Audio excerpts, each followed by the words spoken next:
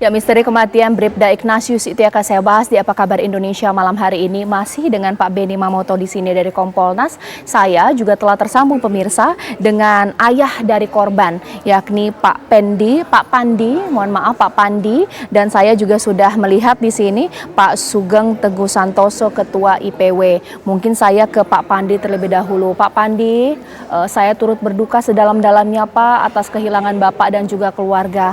Mohon izin Pak, saya ingin membuka sedikit luka ya, pasti kehilangan anak ini luar biasa. Tapi Pak, boleh diceritakan, saat ini kan aparat sudah menetapkan 2 pelaku ya atas kasus ini. Boleh diceritakan kembali Pak, Bapak dapat kabar anak Bapak meninggal dunia itu kapan? Dan benar, awalnya dibilang sakit, bukan tertembak, begitu kah Pak? Betul, Mbak. Kami mendapat telepon dari Mabes ya, bahwa mereka mengatakan bahwa anak kami ini sedang sakit keras, Mbak.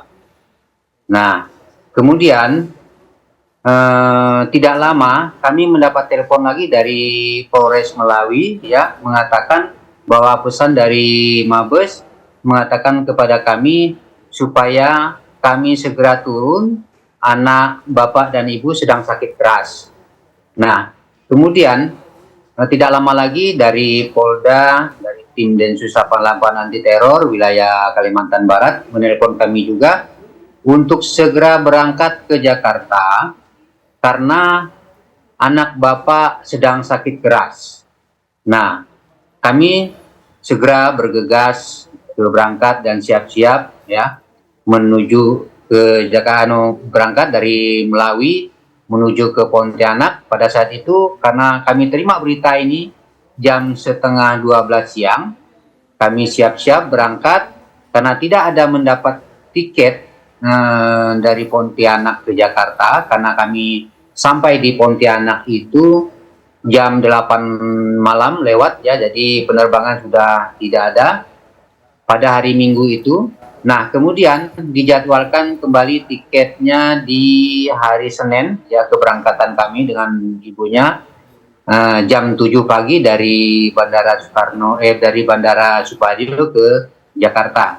Nah, setelah di Jakarta kami langsung menuju Rumah Sakit Polri Kramat Jati. Nah, setelah itu di perjalanan kami, sepanjang perjalanan kami dari Melawi sampai ke Jakarta ya, kami bertanya-tanya dalam hati kami bagaimana kondisi anak kami ini ya, dan belum dapat penjelasan ya bahwa anak kami ini sudah meninggal pada waktu itu.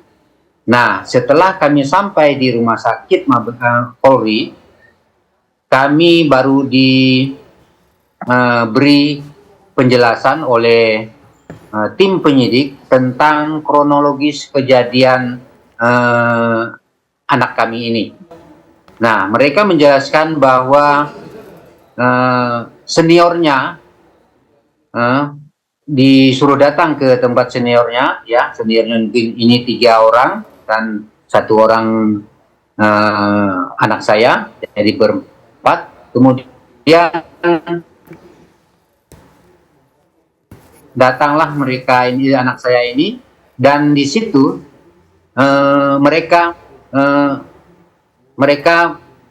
bertransaksi sepertinya dengan bertransaksi senpi kepada anak kami, dan mungkin anak kami ini takut. Pertama dia karena junior, terus yang kedua senpi itu ilegal. Nah, karena memang ada SOP, setiap aparat itu memiliki senjata pastilah ada SOP-nya, dan kami juga tidak berani, dia juga mungkin tidak berani, sehingga mungkin ada percecokan ya, menolak atau bagaimana barangkali anak kami. Dan pada saat itu juga ketiga pelaku ini dalam kondisi mabuk minuman keras. Nah, kondisi mabuk dalam minuman keras. Nah, saya tanya, anak saya minuman keras nggak? Menurut keterangan dari saksi, katanya anak saya ini tidak minum minuman keras karena mulutnya tidak bau minuman keras. Yang mabuk itu adalah ketiga pelaku ini.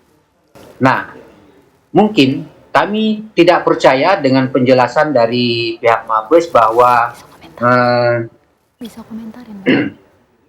bahwa Bisa komentarin.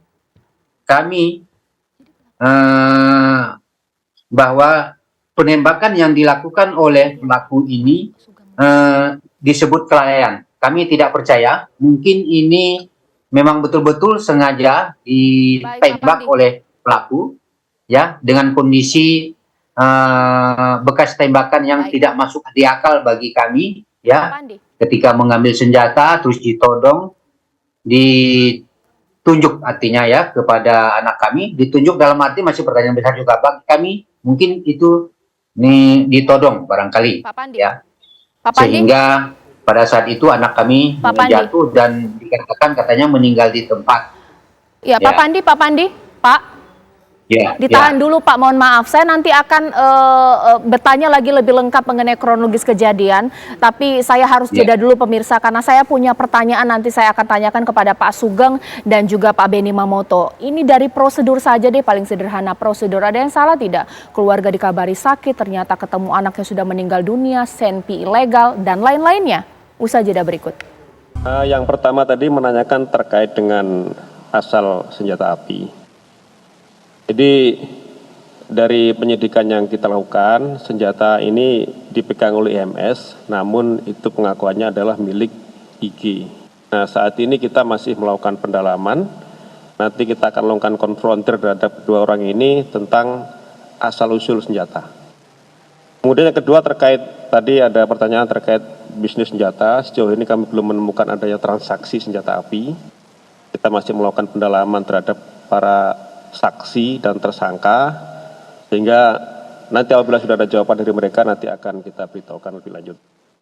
Ya, saya ingin ke Pak Sugeng terlebih dahulu. Pak Sugeng, sebelum nanti saya ke Kompolnas, Pak Sugeng, kalau dari IPW melihat kasus ini, adakah kejanggalan, adakah kesalahan prosedur atau seperti apa Pak Sugeng? Komunikasinya sudah keliru ya. Jadi harusnya ada satu standar komunikasi dengan spirit transparansi. Jangan dibilang sakit, karena antara sakit dengan mati karena terkena tembakan itu perbandingannya secara bertentangan secara diametral. Bisa dikatakan saja bahwa meninggal karena satu kecelakaan kelalaian, ya, sehingga keluarga tidak akan menjadi curiga berkelanjutan ketika ketemu seperti itu. Itu yang pertama ya. Nah, yang kedua, simpang siur ini antara pernyataan keluarga bahwa ada transaksi senjata, mabuk-mabukan, dan segala macam. Ini harus diselesaikan, penyelidikan ini harus akuntabel. Ya, akuntabel itu ya polisi harus profesional dan transparan. Ada IPW melihat ada hal yang cukup perlu menjadi perhatian. Dikatakan sebagai kelalaian, ya, tetapi dua tersangkanya, ya, kelalaian dua tersangkanya. Kalau kelalaian itu, ya, kelalaian itu hanya satu orang, ya, yang menembak saja, ya, kalau itu lalai. Tetapi ini dua. Nah, keterangan itu kemudian didukung soal asal senjata, bahwa itu milik IG, ya.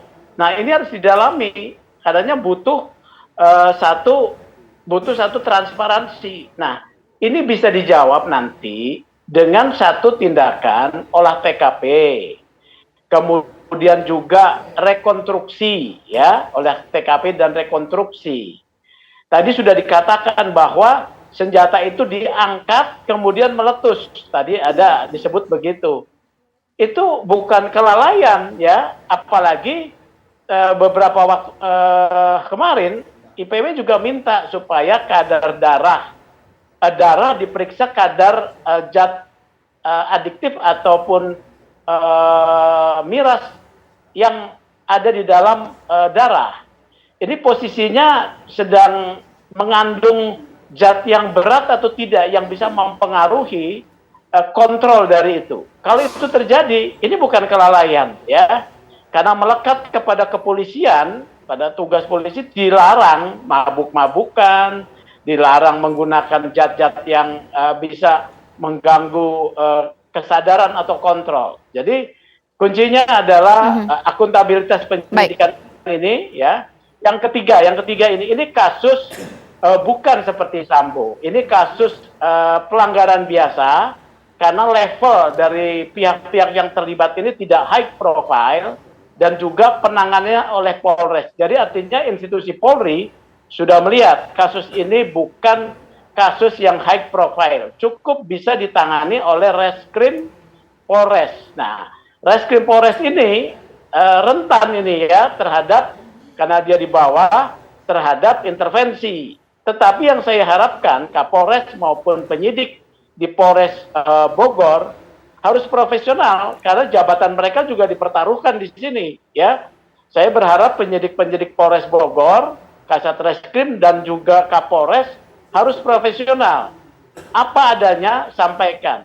Polri tidak akan jadi masalah menurut saya untuk mengungkap sesuatu yang benar dalam kasus ini karena tidak menyangkut pihak-pihak yang high profile. Demikian. Oke, sebelum nanti kita akan tanya mengenai kenapa harus ditarik ke pusat, ya mungkin dikomentarin dulu Pak.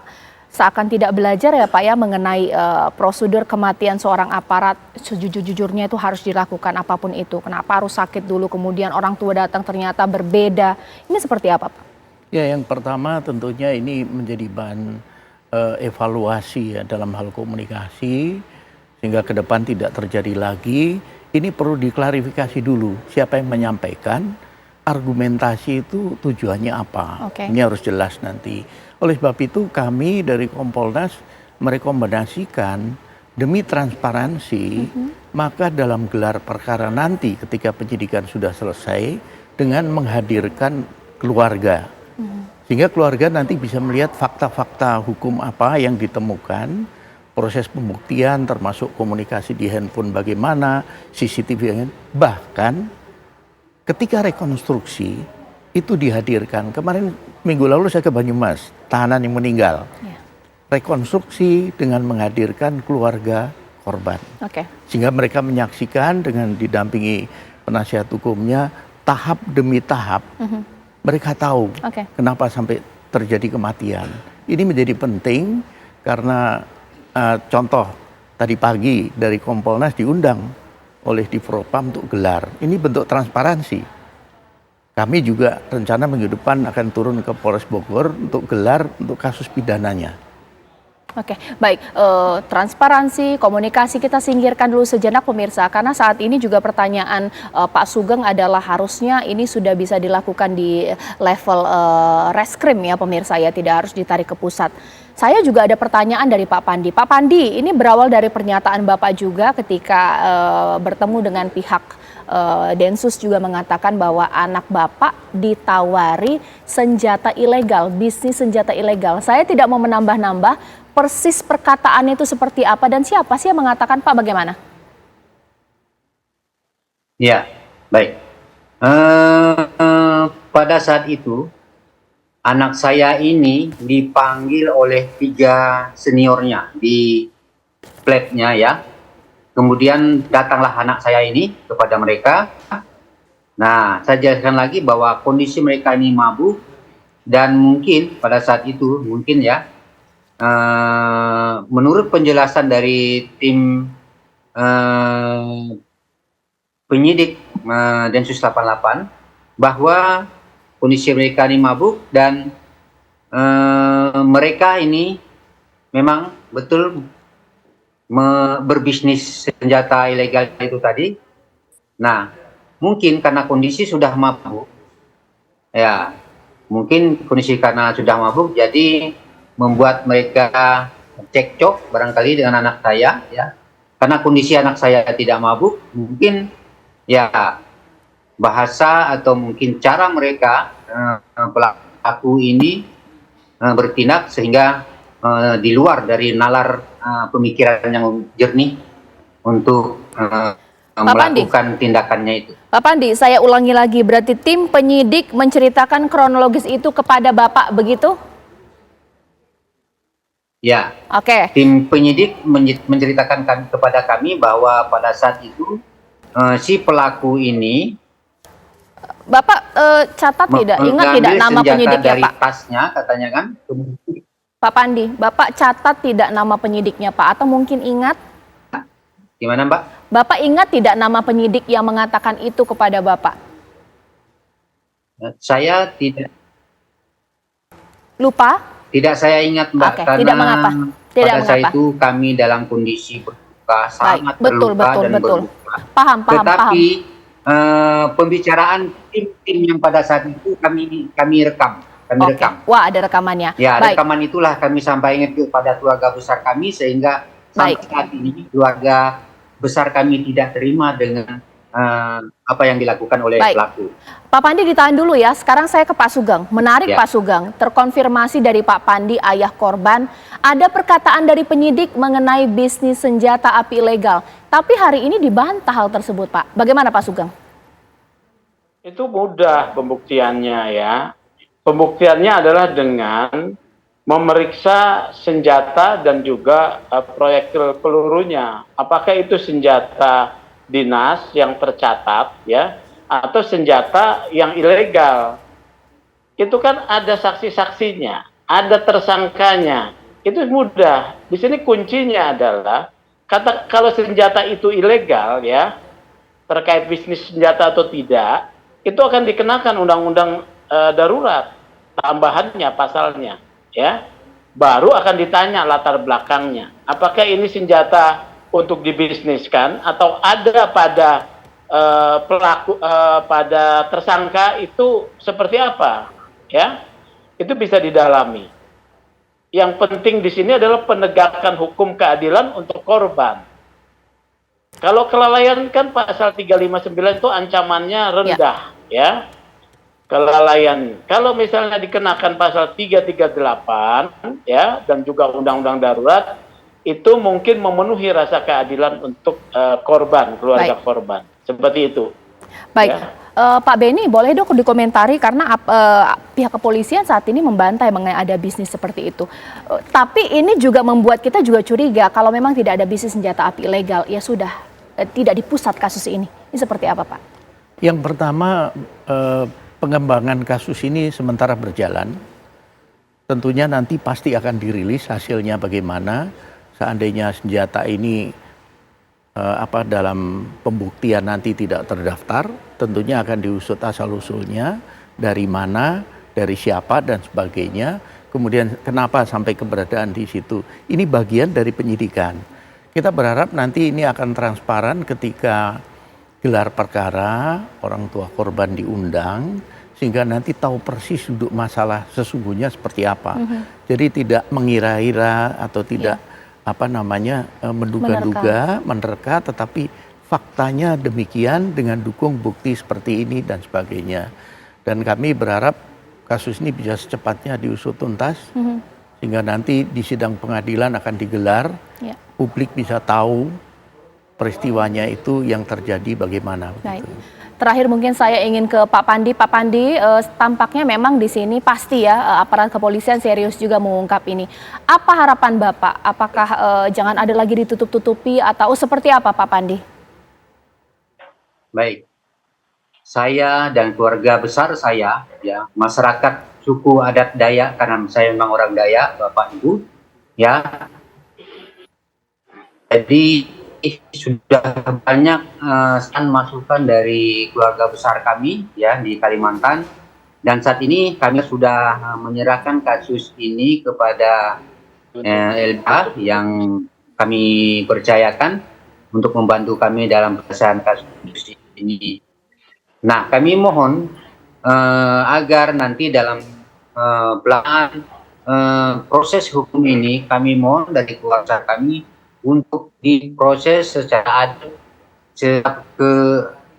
transparan, dan pelaku kami minta supaya dihukum seberat-beratnya, seadil-adilnya. Dan kami juga mohon kepada Bapak Kapolri untuk ikut campur untuk ikut ambil bagian ya dalam hal permasalahan yang kami alami ini. Baik. Ya, jangan sampai nanti ada hal-hal lain lagi ketika kasus anak kami ini tidak terbuka dan tidak transparan. Baik. Karena banyak hal lagi yang saya dapat seperti yang saya alami, anak kami ini bersikap baik, ramah, harmonis dengan kami sebagai orang tua. Dan dia tidak pernah menceritakan bahwa keadaan dia selama bertugas di Densus 88 itu mendapat apa siksaan atau apa dari seniornya. Baik. Tetapi hal yang berbeda kami dapat, Mbak. Hal yang berbeda kami dapat bahwa penjelasan dari Pak teman Pandi. terdekat dia, katakanlah itu pacarnya, bahwa perilaku yang dialami almarhum ini yang tidak baik dari senior-seniornya ini. Baik, Pak Pandi. Nah, ini yang kami tidak puas, Mbak. Terima Baik, kasih. Pak Pandi, terima kasih banyak. Sekali lagi saya ucapkan turut berbela-sungkawa Pak atas kehilangan Bapak dan salam untuk keluarga. Pak Sugeng, terima kasih banyak. Pak Beni, terima kasih. Kita tunggu nanti bagaimana titik terang dari kasus ini, pemirsa.